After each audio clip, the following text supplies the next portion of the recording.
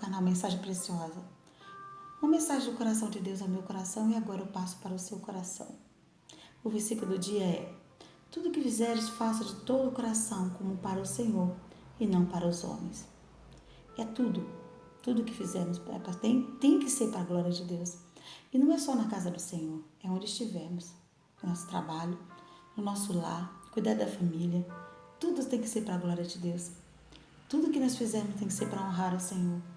Até mesmo nas exortações no qual nós precisamos fazer, então administrar em nosso lar. Bem, falamos, recentemente, nos últimos vídeos, sobre as mulheres da Bíblia. Vamos dar um tempinho hoje nelas. Vamos falar sobre motivação para servir. Motivação para servir a todos os que nos rodeiam e principalmente motivação para servir a Cristo. Como você tem servido a Cristo? Como você tem ido na igreja? Como você se porta diante da igreja? Diante de estar ali para agradecer e louvar ao Senhor. Simplesmente se senta no banco e fica esperando que os outros façam tudo? Será que é assim?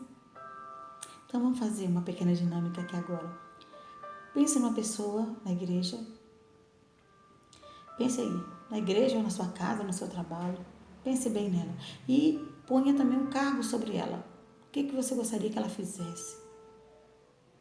Essa pessoa você admira. Você quer que ela faça alguma coisa. Nos meses seguintes, ou até mesmo no ano que vem, na troca de cargos, em alguns lugares que tem, principalmente nas igrejas. Então você vê aquela pessoa como uma pessoa admirável que seria capaz de fazer aquela tarefa que você gostaria. Pensou? Dá um tempinho aí. Enquanto você pensa, não esqueça de deixar o seu like, de se inscrever no canal se não é inscrito e compartilhe para que outras pessoas também sejam edificadas. Já pensou no que você escreveria para aquela pessoa que você está pensando aí, está no seu pensamento? Maravilha. Agora vem uma surpresa. Você quer que essa pessoa sirva dessa forma, não é? Então, pense na tarefa, repita a tarefa que você gostaria que ela fizesse. E a surpresa é: faça você mesmo. Você tem capacidade de fazer. O Senhor pode te capacitar mais e mais quando você se dispõe a fazer aquilo que Ele está pedindo. Mas nossa vida, nós somos sempre querendo colocar para os outros aquilo que nós desejamos que elas façam. E muitas vezes sentamos no banco e ficamos esperando que as coisas aconteçam. E ainda reclamamos quando não faz. Eu já trabalhei em alguns lugares que eu dava aula na escola bíblica pela manhã, participava do louvor do culto à noite, ou então da liturgia. O pastor me escalava e designava para isso. Então, eu tinha muitas tarefas. No final de semana, ainda no sábado, tinha um projeto com muitas crianças, de 30 a 40 crianças, às vezes de 20 que vinham. E uma pessoa queria que tivesse o culto infantil à noite, na hora da pregação. Não tínhamos mais professores. Os professores todos já trabalhavam na escola bíblica, só era 2, eu e mais uma. E a uma até faltava bastante, mas não veio ao caso. Eu disse: quem vai para essa aula do culto infantil, à noite, separar as crianças, quem vai? Você. Eu disse: só se eu mandar me clonar. Então, maravilha ter ideias. É brilhante quando os irmãos têm ideias, quando as pessoas têm ideias. Mas a primeira coisa que se faz quando tem uma ideia é: olha, eu estou à disposição. Gostaria muito que tivesse culto infantil à noite. Eu estou à disposição. Não ouvi isso. O que ouvi foi você. Por que sempre o outro? Porque sempre dedicamos ao outro aquilo que nós queremos que se faça. Por que não disponhamos para fazer? Então, fica aí uma dica, tá? Quando quiseres alguma coisa, que alguma coisa seja feita, é maravilhoso ter boas ideias, mas primeiramente se disponha para que isso se realize. Então, motivação para servir. O que nos motiva a servir? O que podemos fazer diante do Pai? O que o Pai tem pedido para você? O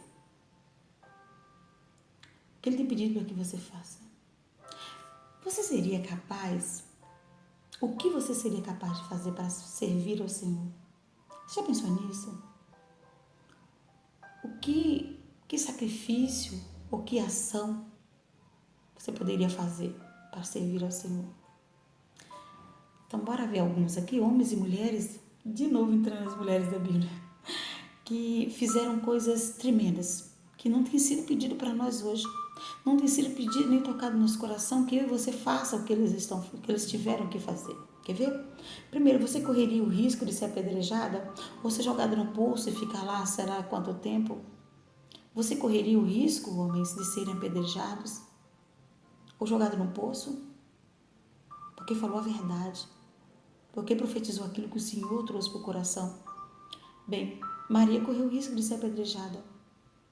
E Jeremias se correu um poço. Eu nem sei com que alimentava eles, na Bíblia não fala. Até que apareceu um bondoso, enviado do Senhor, que tirou de lá. Você abandonaria seu pai, sua mãe, seus irmãos, para viver em um país desconhecido, uma terra desconhecida? Ruth e Abraão fizeram isso. Abandonaram tudo para servir aquilo que Deus tinha colocado no seu coração para que se faça. Você riscaria na beira de um rio cheio de crocodilo ou de uma cova cheia de leões? Miriam se arriscou na beira de um rio de crocodilo e Daniel foi jogado na cova dos leões porque orava ao Senhor. Olha quanto sacrifício. Você se curvaria diante de uma estátua, de um rei? Curvaria? Só porque você teria que adorá-lo? Ou você adoraria somente ao Senhor? Mas correria o risco de ser jogado numa fornalha ardente. Mesaque, Sadraque e Abednego fizeram isso. Servos do Senhor, que decidiram não se dobrar diante daqueles que estão exigindo adoração no lugar de Deus. Olha quanta coisa, né?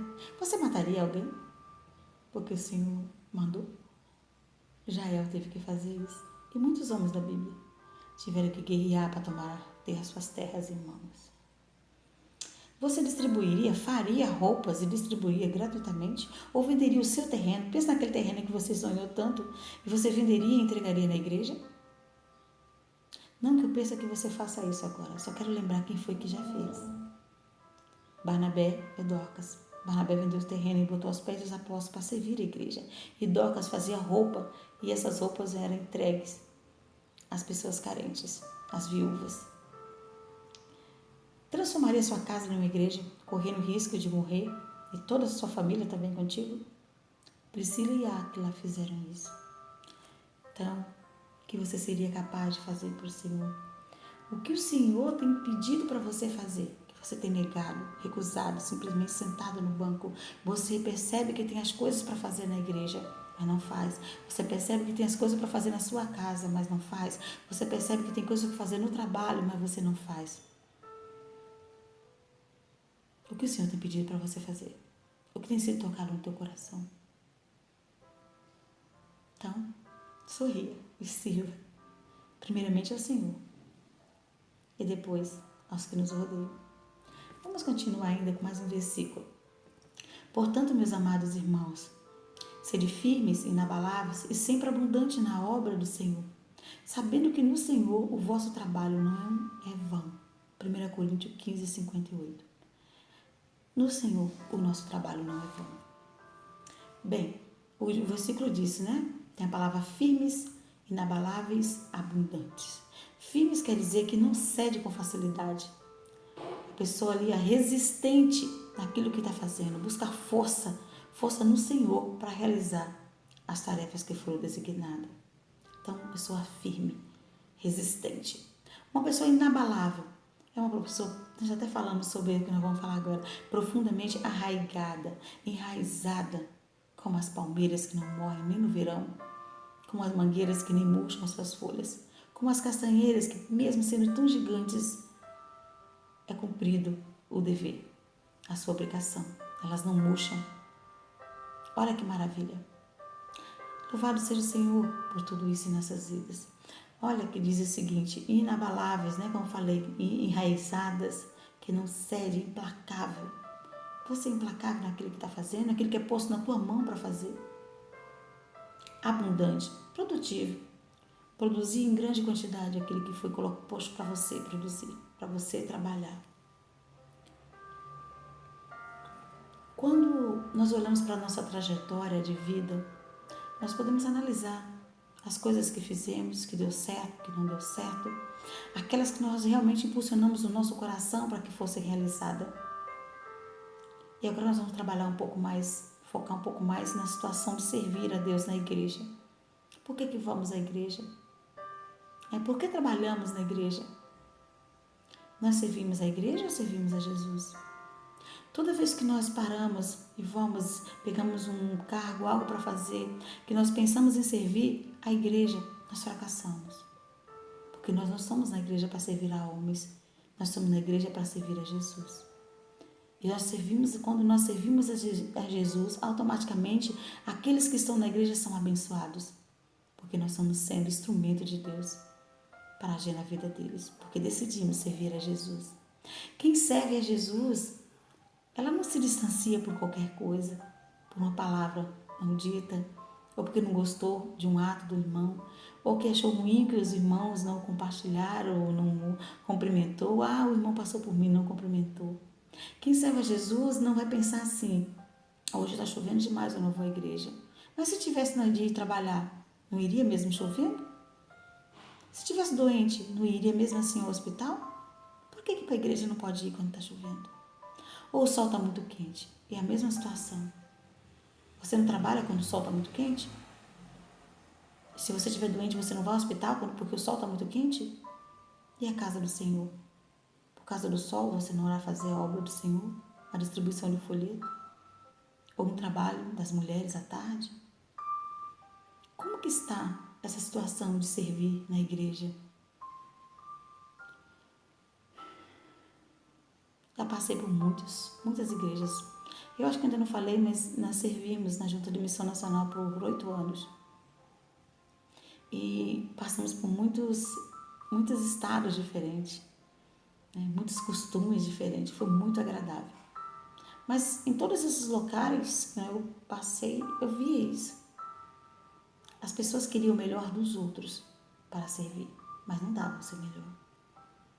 As pessoas eram muito boas, os irmãos eram muito bons, e pedir que fosse feito isso ou aquilo. Eu me lembro uma vez que eu fui pedir para fazer um culto na praça. E nós não tínhamos sonorização, não tínhamos nada. E, como sempre, eu estou muito ocupada com projeto com criança, com adolescente. Eu tinha praticamente a semana toda. Naquela época eu era mais saudável, assim. Meu físico era mais saudável. Eu tinha praticamente a semana toda tomada. E aí, essa foi da ideia, maravilha. Quando nós fizemos a assembleia, colocamos, culto na praça.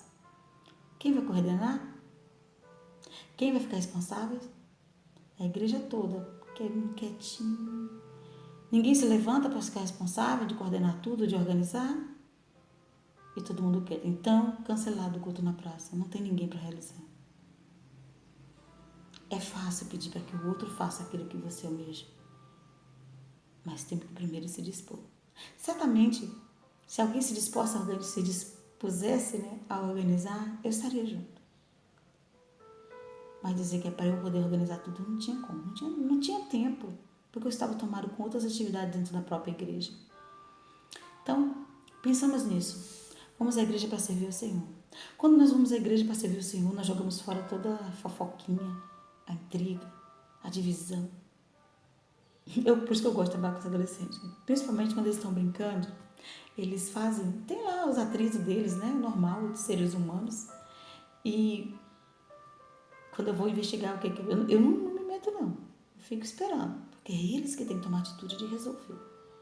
E aqui onde estou, nós estamos na cidade de Presidente Dutra, na Igreja Presbiteriana do Brasil daqui. Eu vejo eles mesmos resolvendo os seus problemas e fazendo as pazes. Lógico, se chegar um dia que não tenho como resolver entre eles, eu vou interferir. Mas eu gosto muito que eles mesmos se resolvam. Eles conversem, se perdoem, pedem desculpa. E assim, a vida continua. E na próxima brincadeira está todo mundo junto, como se nada tivesse acontecido. Estão aprendendo a ser maduros espiritualmente. Estão ficando cristãos melhores. Tem conduta do céu. Isso é muito bom para nossas vidas. Mas o que é motivação? Não foi o que nós falamos no início? Motivação para servir. Motivação é um conjunto de fatores psicológicos, consciente ou inconsciente, de ordem fisiológica, intelectual ou afetiva.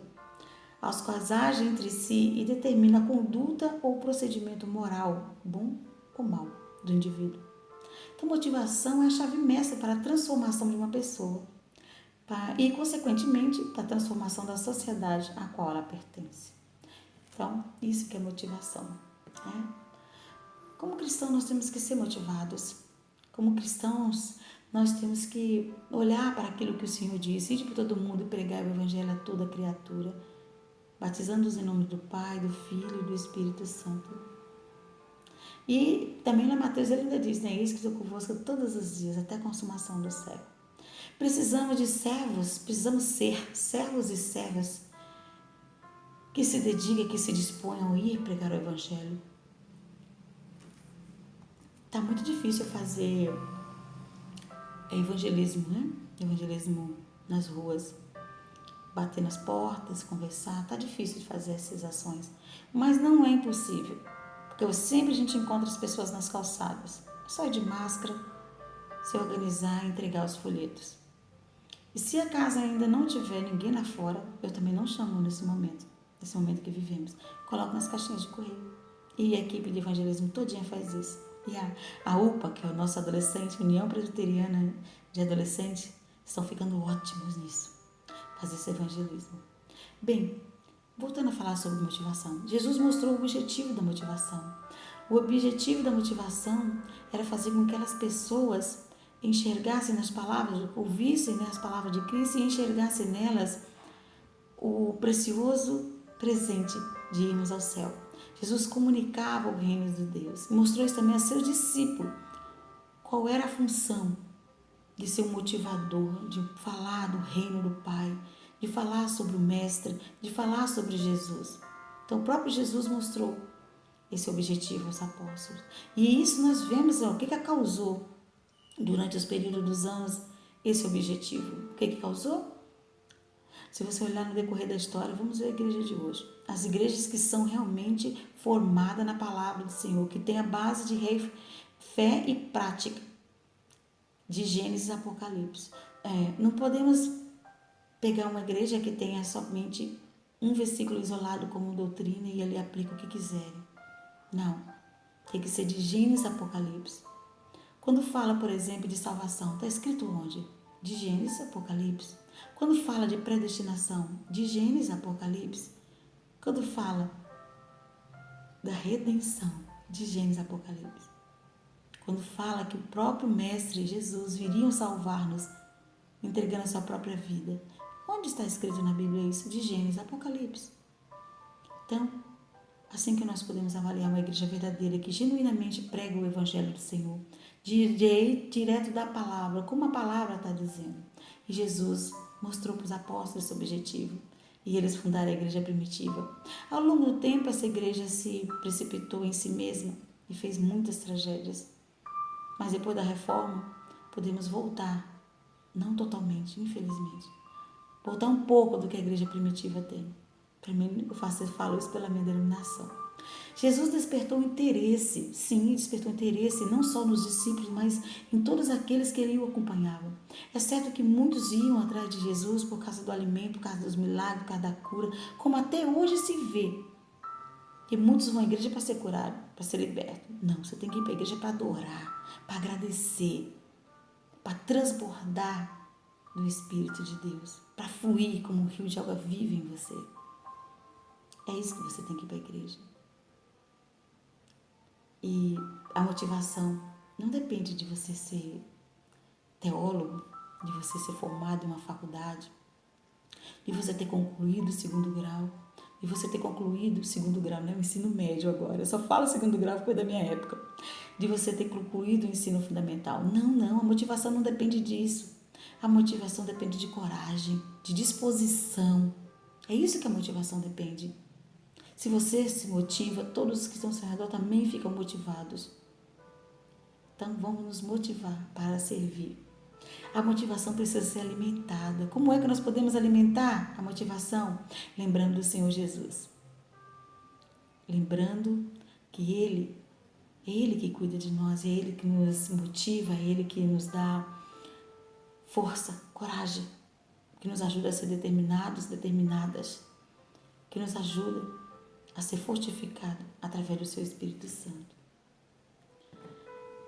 Eita, muito legal, né? Bem, essa reflexão, parte dela foi da nossa revista da SAF.